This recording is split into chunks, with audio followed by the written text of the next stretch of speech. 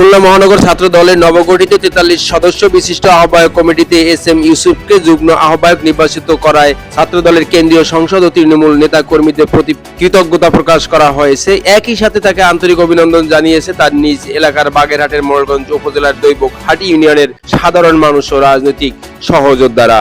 SM. Yusuf মোড়লগঞ্জের দৈবঘাটি ইউনিয়নের জোকা গ্রামের এক সম্ভ্রান্ত পরিবারের সন্তান। ছাত্র রাজনীতি শুরু থেকে তিনি রাজপথে সক্রিয় ও সাহসী ভূমিকা পালন করে আসছেন।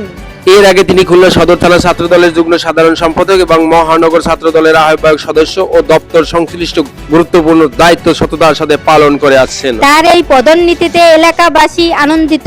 স্থানীয়রা জানান, ইউসুফের এই অর্জন তার দীর্ঘদিনের ত্যাগ ও নেতৃত্বের যোগ্য স্বীকৃতি। তারা আশা প্রকাশ করে বলেন, নতুন দায়িত্ব পালনের মাধ্যমে তিনি গণতন্ত্র রক্ষায় ও সংগঠনের আদর্শ বাস্তবায়নে অগ্রণী ভূমিকা রাখবেন।